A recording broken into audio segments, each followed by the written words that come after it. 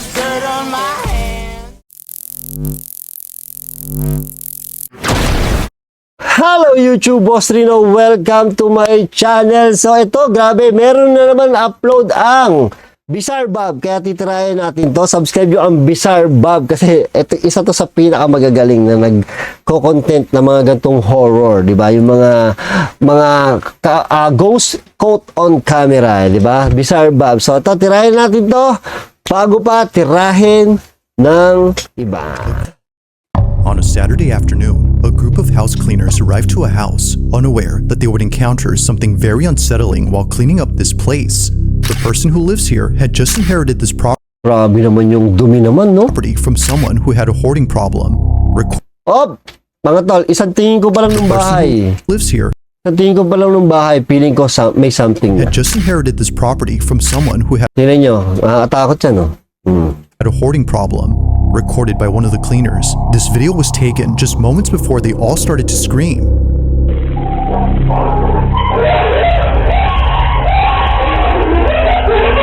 Uy, creepy nun ah. According to Katie, one of the cleaners, this place was not what it seemed in the photos that were sent by the owner.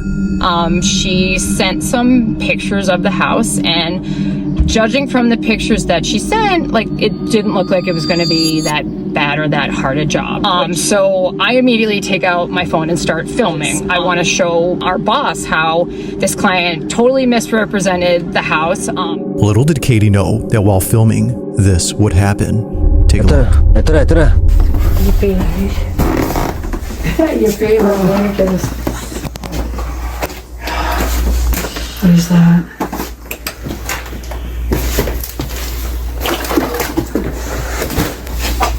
That's so cute. Ooh. Oh, the smell is so bad. It smells so. Oh my God, what is that? Flies? Oh, shut the door.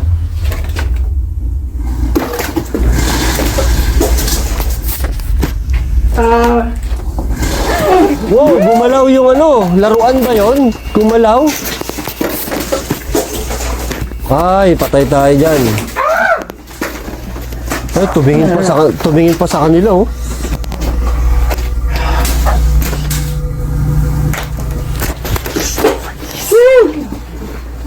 Look at Thomas, the gentleman, like him. Oh my God! It actually comes towards us.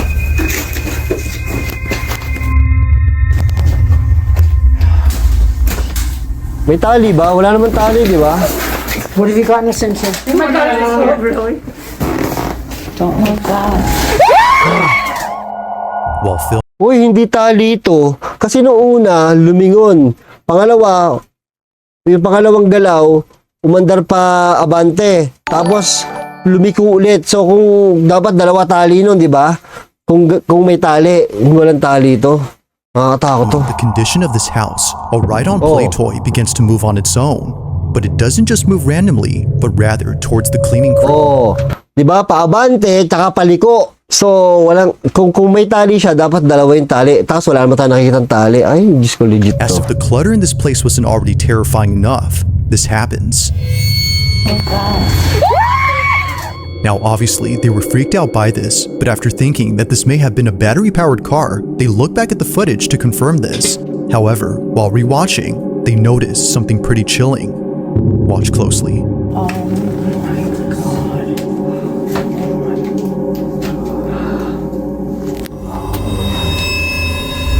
Ano meron? Uy, nakataob pala yan kanina.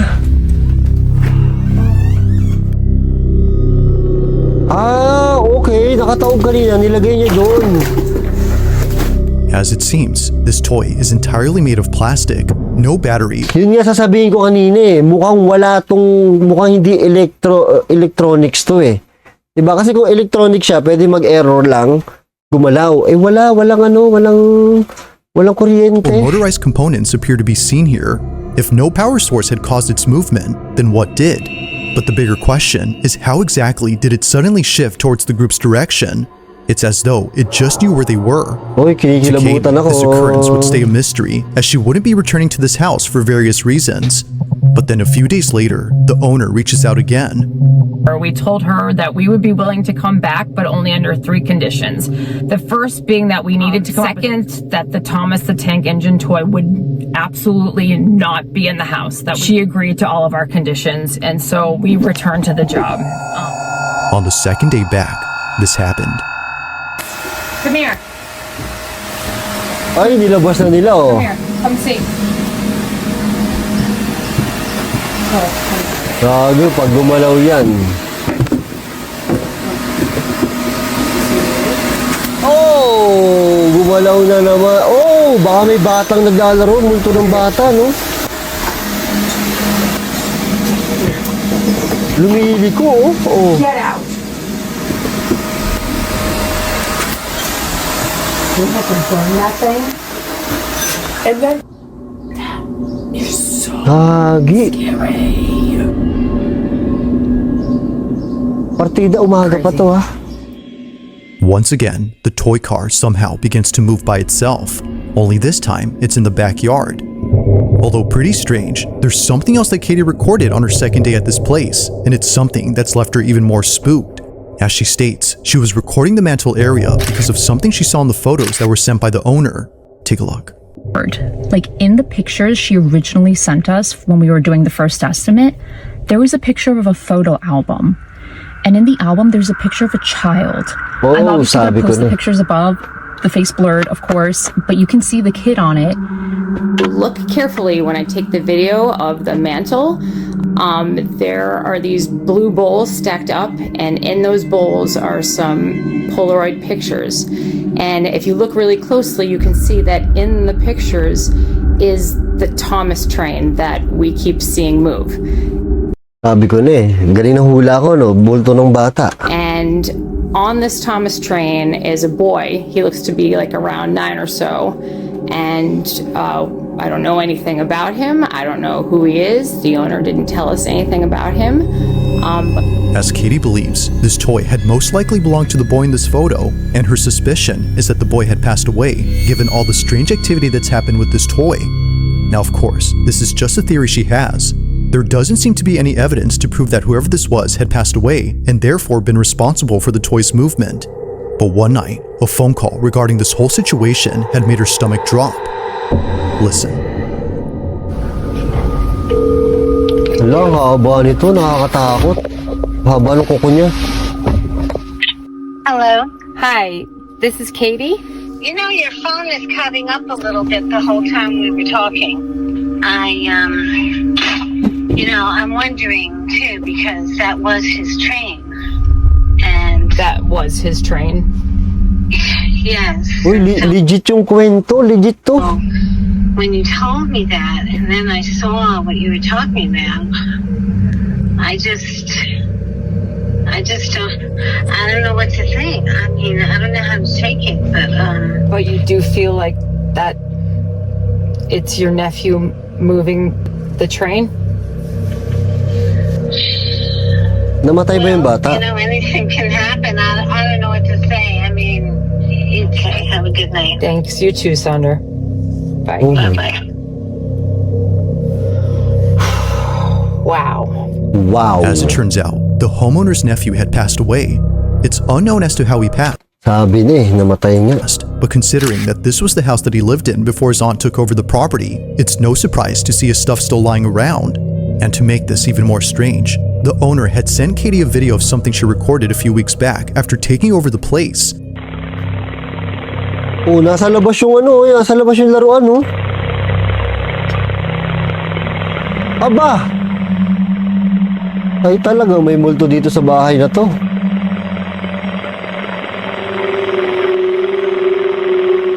A mini door on this playset can be seen opening on its own before somehow shutting by itself. Seeing this video and all the other activity that happened before, could it be that the owner's nephew had actually been present at this place? After all, most of the activity revolves around toys. But as always, I'll let you come up with your own conclusions. Grabe yun. For now, as it seems, this video remains a mystery.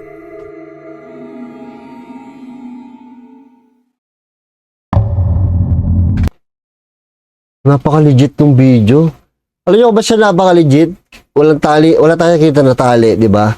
Tapos may story. Kinausap niya yung may-ari ng bahay, may kausap sa telepono. So, yung evidence na talagang legit yung video is nandito lahat sa video na to. On May 20th of 2026, a man is looking after his sick mother through a baby monitor when he sees her staring at something that appears to be on the ceiling. Yun ako ng ganito, parang ospital yata to. Titingin.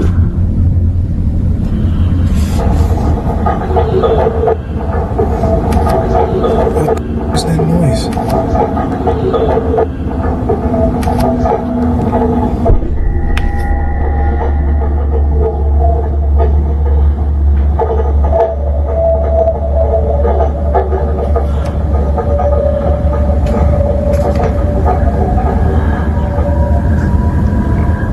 There doesn't appear to be anything noticeable in this room, yet strangely, Raymond's mother continues to stare at the ceiling as though something were there. Now this detail is important because for the past few weeks, Raymond has been recording his mom reaching up towards something above her bed.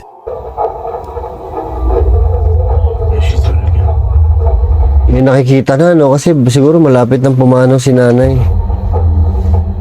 Whether coming from the ceiling or somewhere else, he's already checked the space multiple times and always finds nothing. But one day, while recording his mom doing her usual reach, he gets this.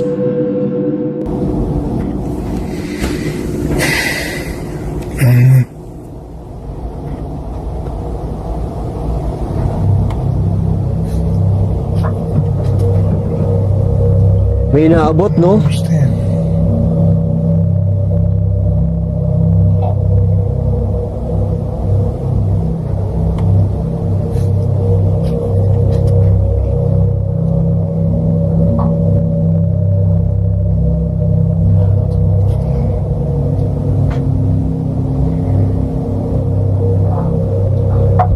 Uy! Gago, nakita niyo yun? Parang binatukan yung nurse. As Raymond films his mom reaching up again, he gets this. The nurse's hair getting whipped upwards. Looking back at this clip, she neither turns her head nor jolts in any way to cause her hair to jump. It just goes up on its own before she even moves. Nakita yung reaction ng nurse, sobrang legit, sobrang hindi acting. I'm out of ideas. Just how exactly did Nurse Judy's hair fly up without there being a visible cause? Kaya ayoko magpahaba ng buhok eh. Kasi ayoko mangyari sa akin yun. According to her, it felt as though someone had grabbed her hair. Now there's something worth noting about this specific statement, and it's the fact that it says pulled up. As Raymond believes, if something had yanked her hair upwards, then it had to be something from above. And if that's so, then maybe Mom isn't just seeing things after all. While there's nothing visible to support this claim, there is something on this bed that might. This is the phone that my mom used. One night, during one of her episodes of Reaching Upwards, she takes out her phone and records the ceiling. Take a look. Ay, nag-video pa si nanay, oh.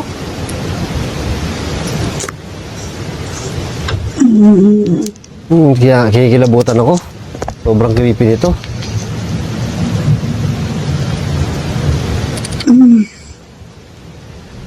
Ay, nanay, talaga nag-video pa siya, oh. Naku naman, nanay. May nagsasalita.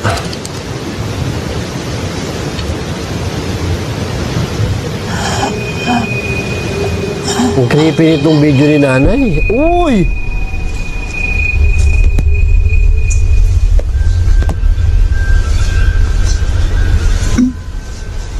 Ay, tinitingnan ni nanay kung may tao doon, oh. Nakita rin niya.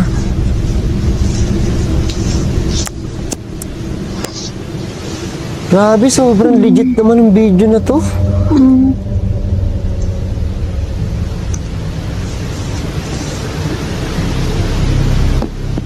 Okay, teka lang, natatakot ako. Sobrang legit ng video kasi may sakit yung nanay. Kita naman natin na may sakit si nanay, di ba? Kita din natin na matanda na. Rinig din natin yung pagsasalita niya na hindi na siya masyadong makasalita. Ay, grabe, sobrang legit nito. Natakot na ako.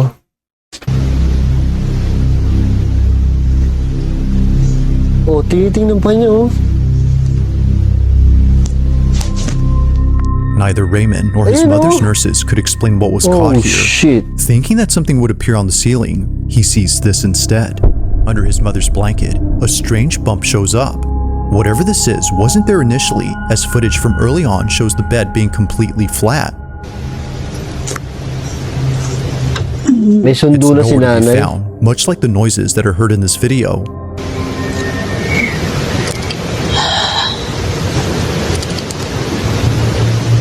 Between hearing this and seeing the lump, Raymond now thinks that it's not just the ceiling anymore, but rather the Kuha pa sa cellphone ni nanay yun, ha. Si nanay pa talaga ang nag-cellphone.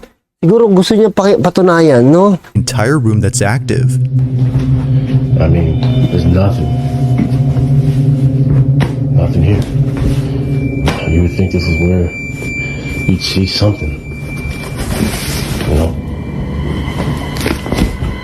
Baka naman pati ikaw multuhin dyan sa pinagagawa mo. Underneath the bed is just supplies. Now, after checking all around and posting this video, someone suggested that he cut open the mattress to see if there was something inside that made the bulge. To Raymond, this didn't seem like a good idea. He wasn't going to ruin his mom's mattress just to find nothing inside. But eventually, after getting her a new one because of this video and seeing that it's already falling apart from its underside, he figured, why not give it a try now? Oh my It God. goes without saying, but what he finds terrified him. Alright, so this is the bed. We're gonna take a look in. The new mattresses just came in. Talaga naman bubuksan mo? Wala naman siguro yan.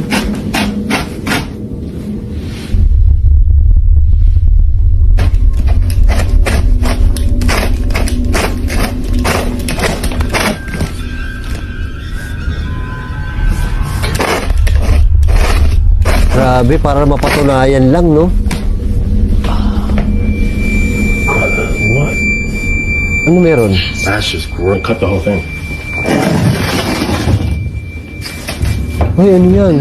Look at this. Thank you. To the person who suggested this, thank you. Ano yan? Ba't ganun? Jesus Christ, man.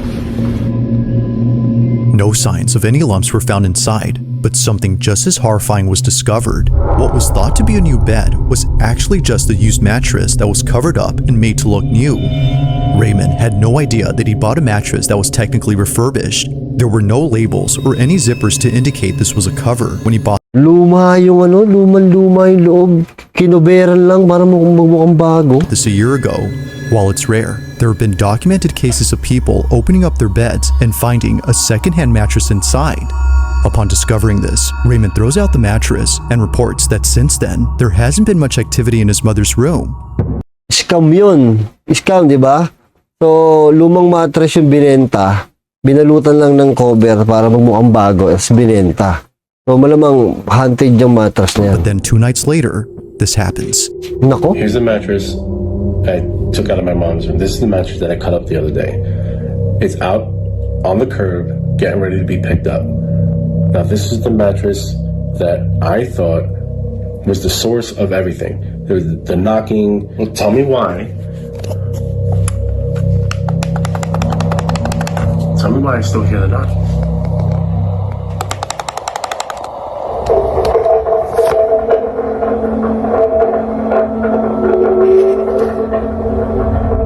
Thinking that the bed had been the culprit this whole time, he was ticked off to see that it was still happening. But by far, the creepiest thing that's happened since throwing out the mattress is this last video. While looking at the monitor, both Raymond and his mother's nurse noticed this.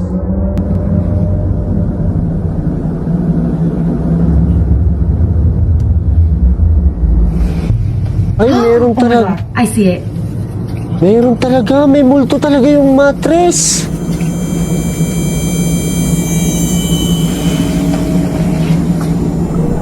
Oh!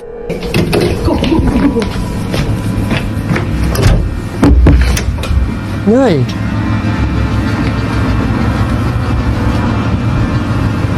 Kagi, sobrang legit naman ito. After Teka, bago na to ah. checking all around, they find nothing. So then, the question is begged, just what is going on inside his mother's room? If the activity still continues even with the mattress gone, Oo nga, bago na yung mattress eh. then what can explain this? There have yet to be more updates coming up from Raymond, but in the meantime, let me know your thoughts on this one. Ayan o. Ano ka nang lipak mo? Wala to. Creepy. Now this next video takes place at a subway station, where apparently something appears inside a tunnel when it gets completely dark. It's the reason why many commuters who know about this passage take out their phones and begin to record.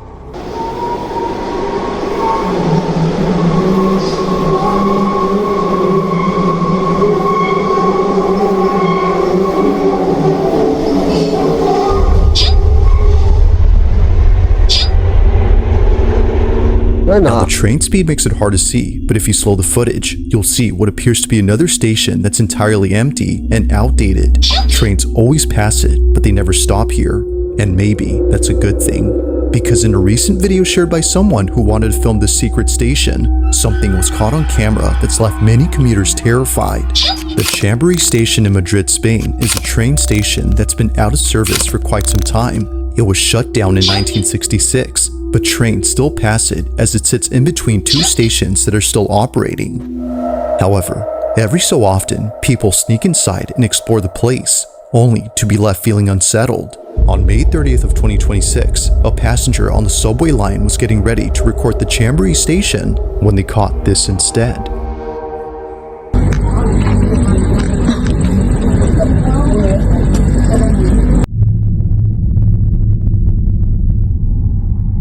May makikita to dito. May makikita to dito.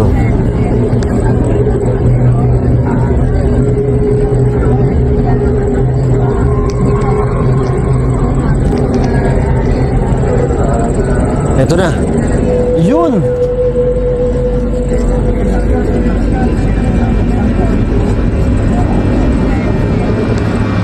As it seems, the Chamberí station might not be abandoned after all. As the speeding train passes by an entrance, there appears to be a girl dressed in a white gown who seems to be watching everyone on board. Mind you, that this part of the station is off limits to the public, so whoever this was shouldn't even be there. But maybe, as some believe, this wasn't a person. As local legend has it, before closing down, the Chamberí station had a passenger who lost their life on these tracks. That passenger happened to be a girl who fell off a train. Now, while the story can't be verified, viewers no doubt believe that what was caught here had to be the girl who passed away. Though, alam niyo, sobrang hirap i-edit yan kung i-edit nyo kasi gumagalaw yung trend. So ngayon, kung ilalagay nyo siya dyan, kung i-edit nyo yan kailangan mag-steady yan, sumasabay, dapat sumabay yan doon sa move ng trend. Napakahirap nun. Kaya, puro legit, no? unfortunately, no further updates or videos have been posted by the user who shared this. Just who or what had been inside this abandoned station. Grabe yun. Grabe yung mga video ngayon. Now the following video comes from a mother who just had a newborn baby when one night at around 3:40 in the morning, her cameras record something that leaves her too scared to leave the room.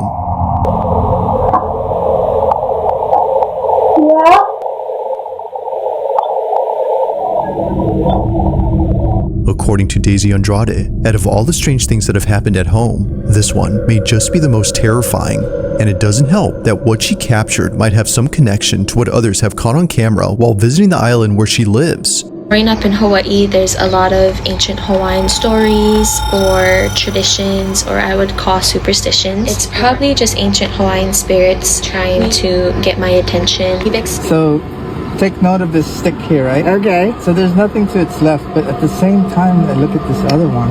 I zoom in. Look at that. But I zoom into this is like a hole. Oh, that gives me goosebumps. Yeah. Seeing this only makes Daisy's video that much more unsettling. As she writes, I always pray with my boys Tatakot ako. Tatakotin na ako lalo ngayon. before bed, and coincidentally, we forgot to say our nightly prayer this night. Whatever was here will not be welcomed here again.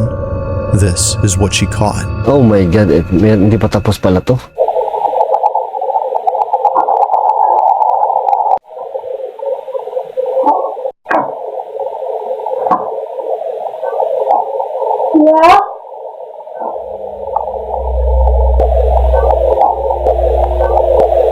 Mommy.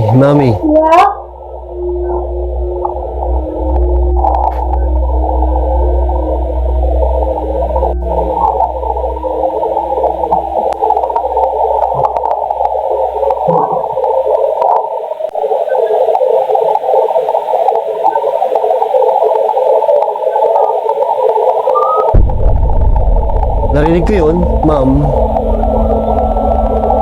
Yan, natakot na siya.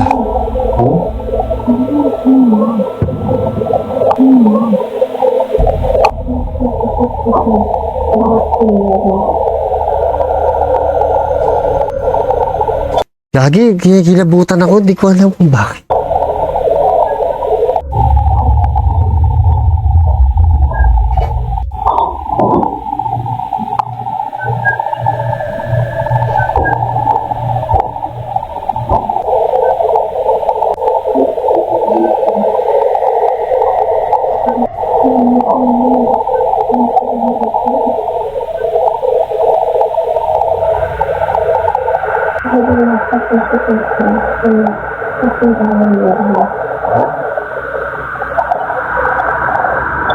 After encountering whatever it was that sounded just like their child, Daisy and her husband concluded that this whole incident had to be something paranormal.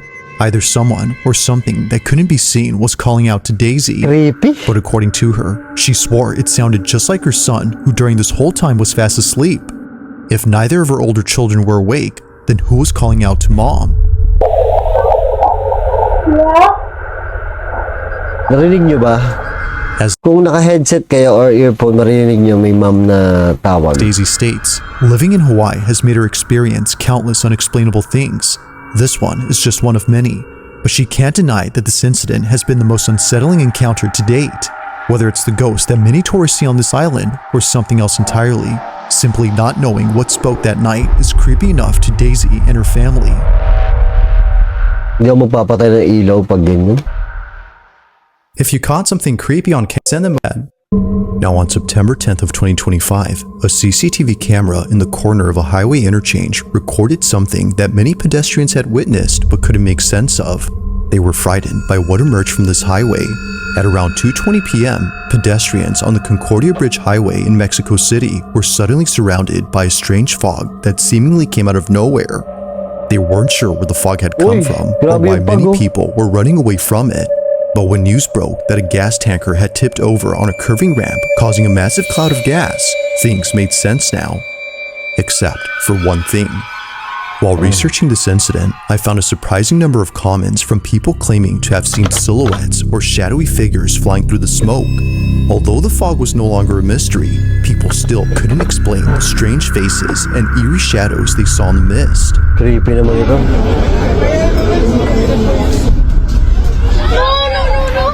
Now, although none of these videos seem to show any of the so-called flying silhouettes people saw, one video captures something that's just as unsettling. On May 25th of 2026, almost a year later, a motorcyclist travels down the same highway where the gas leak happened. Mind you, that the reason this bridge looks darker than usual is because shortly after the gas leak, a spark had lit up the whole place. This is what was caught.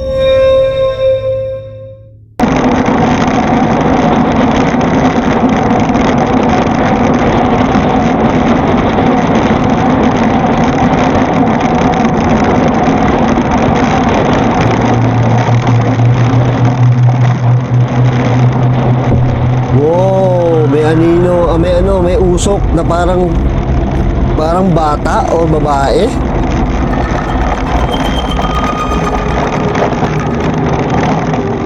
The motorcyclist who posted this wasn't sure if he was just hearing things, but after watching the footage from his dashcam, it's clear that an agonizing scream was heard nearby. Now, while the source isn't obvious, something else is. It wasn't until many people started screenshotting a certain moment in this clip and putting it in the comments that the footage became even more unsettling. At around the following timestamp, this was captured. Watch closely.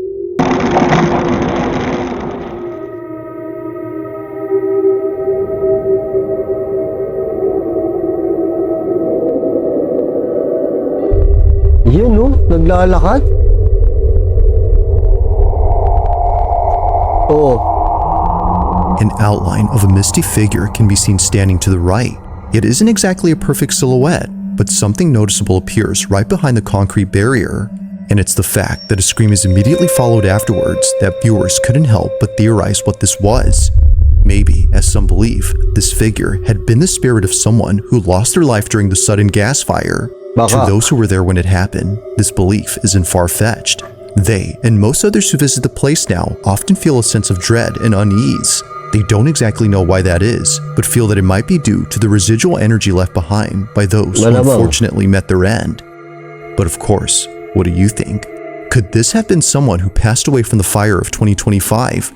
Or was something else caught on camera? As with most videos, this one remains a mystery.